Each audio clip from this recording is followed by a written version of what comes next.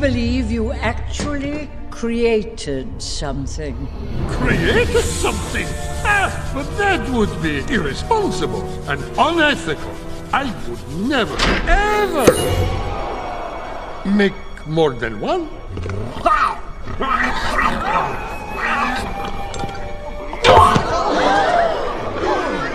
What is that monstrosity?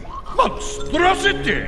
What you see before you is the first of a new species.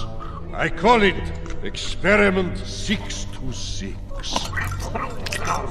He is bulletproof, fireproof, and can think faster than supercomputer.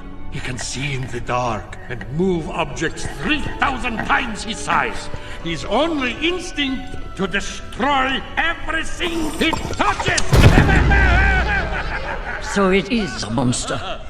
Just a little one. It is an affront to nature. It must be destroyed! Calm yourself, Captain Gantu. Perhaps it can be reasoned with. Experiment 626. Give us some sign you understand any of this. Show us that there is something inside you that is good.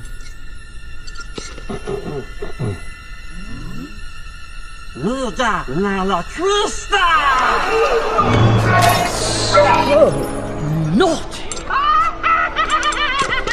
I didn't teach him that. If you want to skip to the actual draft analysis, there's a time stamp that's going to pop up right now. Okay, just drag the thing over. This is a very emotional video for me to make. I've been uploading NCAA on the channel more as a mental health thing, like to heal. To be honest, I at first I did not want to upload mods. Like, yeah, like the viewership for NCAA is not that high compared to my draft league stuff, but PDL wants me to do it. PDL wants me to do it. And I'm making it sound like it's a bad thing, but it's really not. It's really not. It's just that, like, my mind has been clouded. So when I was first uploading, so this was like around the time, so PDL season 8 was when I started to upload the Coaching Carousel Dynasty, like the Coach Crystal Ball one, and I did not, like, I went from feeling good about from owning leagues to I don't want to run a league, period. I hate it. Like, it's so mentally frustrating to run a league. That's where I was at that point in my life. Obviously it was before I went on my vacation. Like, I was yelling at all sorts of people, bro. Like, I was yelling at my own friends, like the people that helped me, revive PDL, because PDL was a dying breed. Okay, it was Wi-Fi for 3-4 seasons. Then the owner just straight up didn't warn us about it. I woke up and it was like, oh, I'm now the new PDL owner now. And I was like, guys, we got to make this NatDex or we're done for. Like, this server is dead. And, I was expecting, like, no response. I was expecting, yeah, let's just go somewhere else. Or, yeah, no, I'm done with draft league in general. But PDL did not die as a NatDex league. In fact, it became stronger as NatDex. And I was almost at 100 members. And I felt really good at the progress we were getting at. Because at the time, also, you have to remember that the sports website was still up, and you could get partnership with sports if you hit 100 members. And then someone will come in and, like, review your server activity and everything. But I couldn't do that. I could never hit triple digits. And then all of a sudden, one of the new players from PDL Season 8 comes in and was just like, let me plug one time. And I was like, sure. Boom, 120.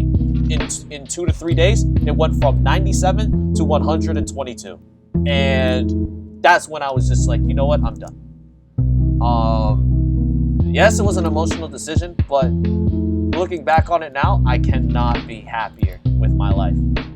Now, somebody else, you know, Gibble for life, you know, everybody loves that guy.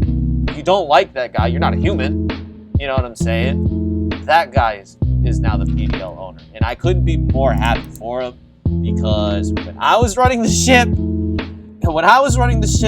I got DMs and PowerPoint presentations. Darkrai was legal. It was a mess. And Johnning happened, and people want plush. Man, it was horrible. But I'm happy now. Like, I'm so happy now. I could not be any more happier now. The introduction to the timer was like, okay, finally more and more people are coming back to Draft League now. And then the OGs were like, we'll come back and play. Because remember, like these two OGs that I'm referring to right now, like Rally Goose, Frisco Gudras, like those guys did not play in Nat Decks. And they want in now because for Wi-Fi. And they're like, we can't do this without you, bro. And I was like, say less. And so I'm here now. This is the PDL Season 10 Wi-Fi Draft Analysis. Now, before I go into that, for the two people that only watch my channel for NCAA, Draft League is basically like fantasy football, okay? So I can't, you know, not every team's gonna have Great Tusk, not every team is going to have Dragapult, right? That's how Draft League works. Once you have it, it's yours for the rest of the season or until another coach has it or it goes into free agency. It's like that, right? You pick who starts, you pick who benches every week, but then instead of watching, you know, the players go to work, you, the coach, so I'm the coach of the Connecticut Soul Rock for PWC here, you know, basically, you can manipulate how these guys want to play based on, you know, how you build the sets and, you know, is the game plan, and then you just execute it out on the field in game. So this is PWC Wi-Fi. This is the team that I drafted. It's not going to be uploaded, but if I get 10 likes for this vid, for the draft analysis, I'll post some shorts. I'll post some shorts on highlights and things like that. I'm really just using this league to try to get to see how many kills I can get with Palafin. To put in perspective of how offensive waters are for me, I had 26 kills in a season with Keldeo. But just Keldeo, Gen 8 Keldeo with, you know, I didn't even bring Hydro Pump that much. I just brought like Scald, Surf, Sacred Sword, Flip Turn. And it got me 26 kills on the regular season. So that's cool. You know what I mean? It's nothing too serious. So I'm really just using PWC to see how many kills I can get with Palafin. As you can tell, like, I did not build around Palafin. So Palafin and Wolchien and Mimikyu were the only picks that were personal picks of mine. Everything else was influenced by somebody else. So Slowbro Galler, we had to pick our Terra captains first before our round 1 picks, but I was 8th, meaning I'm the wheel. So once I picked my Terra captain, the real draft began. So I went Slowbro Galler because somebody told me, you know, hey, you know, it can be diverse and things like that, and it's a regenerator mon. So I got Palafin next to Slowbro Galler because Palafin is the best available mon when legalized, right? Then I picked Great Tusk and Kricketune with my next wheel because I wanted Ursaluna and Kricketune, like Ursaluna and Webs. It was influenced by Ninja Warrior. Shout out Nuzleaf, man. You know, that's probably like my favorite Dutch player from all the PDL drama because he told a group chat that, what was it? What did he say? Oh yeah, it's not about the winning, it's about the friends you make along the way. So you know, you're going to see in my PDL draft analysis, it is not the greatest team in the world. It is not. But we're here to have fun, click some buttons, and put on a show for you guys. That's the whole point of that's the main goal of the freaking league and uploading drafting again is to have some fun, get some other people to do the same as well. So with that, got great Tusk and Webs instead of Ursaluda and Webs. Fine. I needed regen. I needed a regen mod next to Slowbro Galler as a regen core to infinitely switch would be great for me. So the guy that's running Snow recommended me Slow King, and then the Snow guy also wanted Bax Caliber, and I was just like, no, please let me get Bax. You already have Chien Pal with Terra Obama Snow. You don't need this, okay? Let me have it. And he was just like, all right, fine. And so I got Baxi.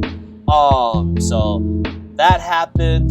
Then the RDL guy that got PDL to 100 plus members was like, get Talonflame. So I got Talonflame for the speed control. And then Wiltshire was my personal pick because while Wiltshire does not appreciate U-turn, Talonflame can punish U-turn when it's running Flame Body. Then I had ETA people recommend me Magnezone and to Dunsparce because I was like, I needed a D tier also because as you can see all the letters, I need all the letters of the alphabet from S down to E. If you don't play Draft League that much, I know A becomes before S, but like S is the higher rank. All right, this is how it is. But Magnezone gave me an electric type and a steel type. This guy also told me that it traps the steel types that Baxi doesn't appreciate. And then Mimikyu was just the best fairy available around. So that's PWC, whatever. It's not the greatest team in the world because like the speed after Talonflame is Palafin. Like the team speed tiers are just all over the place, right? And you could kind of say the same thing with the PDL draft that I have right here. Rather than going over all the picks, I decided to put them all here on a line right here. Boom. The Fish Core, as pointed out to the homie CJ. CJ, I love you. You the man. Fish 1 is Chi-Yu. Now, I was second overall in this draft. So, as soon as Palafin went off the board, I went Chi-Yu. Made my, easiest decision. Bang. Chi-Yu has beats Ruin. To raise its special attack. Legend has it can overheat, and 2-hit Blissey in the sun. It's absolutely remarkable how strong this fish is. So when it came back around to me, I was like, let me get a Chi-Yu check for myself, just so that Chi-Yu doesn't get, that way Chi-Yu can go crazy against other teams. Because freaking Clodsire can check Chi-Yu. Now I know what you're thinking, oh, but it gets Psychic and Side Shock and things like that. No, it can eat it, especially with a berry, and then EQ it back. No, I'm good. It's Clodsire is a roll compression, is a new roll compressing mon in the format. Getting access to Rocks, Spikes, T-Spikes, and the move Toxic, and Recovery, it's a new bulky ground of Paldea, and it's on the special side, 115 Spadef, this thing is gonna sit there and just yum on any special move. And then I had to complement it with another fish, but on the Fizdef side, and the Don Dozo, the Don Dada himself. He has Unaware just like Clodsire, but Clodsire could be water absorbed too if Dondozo is in a good water resist already. Dondozo doesn't have reliable recovery like Claude, but it's probably the best rest talker in the format, easily, in my opinion. So the reason why I'm doing draft again, another reason why, is because I got to 1600 before home drop, so I'm happy with being 1600. on OU ladder. And this thing carried me with just wave crash, body press, rest talk. So everybody knows what Dondozo is going to do, but it just does that job so well for me. And plus it covers Claude's weaknesses. We're gonna be fantastic. Fish core. I love it. Picked up Thunderous Therian thinking that it could be a Terra captain. So like, I really thought that I could afford having this spawn as the Terra captain. I might change it. So the idea was to maybe Terra Water and still be Volt Absorb. That was gonna be something that I was gonna use, but as you can see later on in the draft, like I needed some things needed Terra more, to be honest. But it's still Thunderous is still a great electric type to have. You know, as long as I can get rid of those pesky ground types, that way, you know, my boy doesn't have to rely on Grass Knot. This can win games. If you let it to be. I can, you know, double dance with Nasty Plot and Agility. That's gonna be something. For sure. They got a new move in Wild Bolt Storm. I'm gonna try to use that, see how that goes. But Thunderous is just, you know, it's a Volt Absorb mon. So basically, if I face any physical attacking electric types, I can just use this as a switch in for it. And there's also a Rain team running around. This is a Rain team's best friend, to be honest. And I got it. So, yeah. Thundy T is here as the fast electric type. It's only 100. Somebody else took Thundy I later on. That's 111. But I'll fix the speed tiers later on. But then Hatterene is on the opposite spectrum of that. I did not mean to pick Hatterene. I am sorry. I'm pretty sure, yeah, it was Eruption that wanted it. But he ended up getting Gardevoir, and he said it fit better, so sorry, not sorry, I guess. But Hatterene just gave me a fairy type that, you know, was bulky. Like it's the bulkiest Magic Bounce user, easily. Because you had to off all the Magic Bounce users, the other two being like Espeon and Xatu. We don't really count Mega Sableye and Diancie because they're Megas. We gotta admit it too, guys. Like, Megas are never coming back, okay? Like, let it go, okay? Hatterene is easily the bulkiest Magic Bouncer in the game. I did not draft Hazard Removal at this point, so I picked up a Magic Bounce user instead in Hatterene.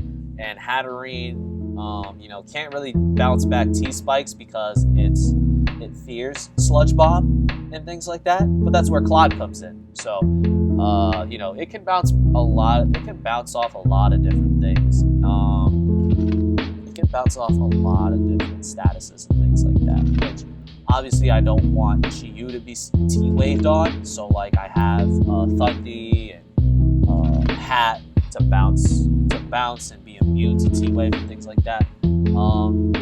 It's again, roll compression is so important in draft, and Hat does that just as well as Claude. Bramblegast. So I noticed that the team, the top 5 right here, all weak to Earthquake with the exception of Thunderous, but then Thunderous gets cooked by Stone Edge. So I decided to get an Edgequake switch in Bramblegast. I had to use the Terra points on Bramblegast because it's a physical attacking ghost type and it only gets Phantom Force. It does not get Shadow Claw. It gets Shadow Sneak, but after Shadow Sneak, what else would it do? You want it to click Phantom Force? No. I decided to make it Terra Ghost. Terra, you get 3 Terras, so my stab of choice was Ghost, and then the 2 non-stabs are Dark and Water. This is I picked it up just because it was a rapid spinner, and it gets recovery and strength sap. It's also a spin blocker, so I can rapid spin pretty much for free, as no ghost type wants to, you know, spin block on a ghost per se. They're playing with fire with that, but The tumbleweed is here. The tumbleweed is here. And then I got another ground resistance Spite Ops, which was, according to my boy KJ, I love KJ. Check out KJ. He'll links in the description. Or you know what? I'll put an iCard. It's easier. KJ told me this was not. My draft would have been so much better without Spite Ops. I love the ops, man. I love the ops. I love the webs. I love Bandit Stakeout. I was using Bandit Stakeout in the Meme League. You know, yeah, it can't really take a hit like that, but when it does take a hit and get the slow U-turn off, chef's kiss. You know what I mean? That's you know, the ops. It's the ops, man. You know, it does what the ops wants to do for sure. I love it. But then KJ helped me out with the last 4 picks right here. Starting off with Bisharp, I wanted Kaparaja, but Kaparaja lost Power Whip for the Bulky Waters. Bulky Waters kind of eat my team alive because all I have to beat them is you know, Thunderous and the occasional Power Whip from Brambleghast. So I went with Bisharp. Bisharp was already an OU, if not UU Mon, before it could evolve, but now it can evolve into Kingambit, which means it can hold a Violite. It still dies to a lot of fighting moves, but again, I have Clodsire, I have Thunderous, and I have Hattery, and Brambleghast. My fighting switch-ins are perfectly fine. So it can live with a Violite. It can take on some EQs. It can take on some fire, some flamethrowers, and it can just punish them. And it can, while it can't knock off, you know, Night Slash is still a very, very solid, you know, dark move to have when you don't need to sucker, because of the high crit ratio and things like that. Still kept Iron Head. Still kept Sword Stance. It's defiant. It's a defiant mon. So anytime people want to defog on me, I get a +2 attack raise. I sit on webs, I get a +2 attack raise. If I get intimidated on, I get a +1 attack raise because it will drop my attack and then boost it right back up to +1. I like that because Claude is going to stack all the hazards for me, and then I can just go hard Bisharp into something on defog, and it will absolutely just be a menace at that point. But I think my favorite hazard removal on this team has to be the next pick, Mousehold. Mousehold made the thumbnail for the reason. It's a new Pokemon. It's Paldean freaking Chinchino. A Chinchino on roids, bro. But dude is taking trend in the freaking push fitness freaking locker room, bro. Like, this dude is absolutely a menace. Population Bomb can hit up to 10 times with a 90% accuracy. I don't even care if the minimum is 2. If the range is from 2 to 10, like, that's still damage. Because it's technician boosted Population Bomb.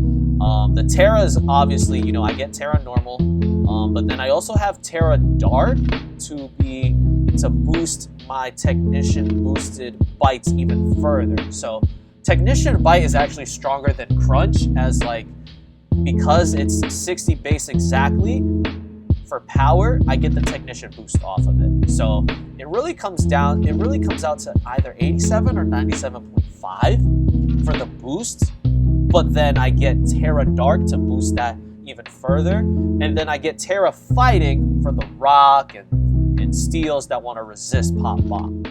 So I get Terra Blast Fighting. So I think Mousehold can win me some games. I really think so. I have a very good feeling about Mousehold. And I also have a really good feeling about Flamigo.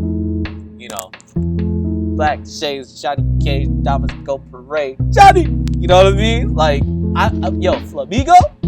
Bro, it's just a cheap Galeria Zapdos. It's fighting, flying, and it gets scrappy. So on ladder, you can scarf it and revenge Goldengo because Goldengo is no longer immune to close combat. It takes a super effective close combat now. So Flamigo, is here to click CC and Brave Bird, and then it also gives me U-turn momentum. It's great. It's great. I get the occasional throat chop too for any ghost, for any ghosts that can live CC. But Flamigo is here to break. Actually, I drafted a Flamigo check on accident in Thunder Hysteria. Now that I'm looking at it, because I resist Brave Bird and I resist close combat because it's an electric type that's in the air, that's flying. That's Flamigo. Whew. Oh, pipe it up. Shoot, I just lost my train of thought. I'm really getting old.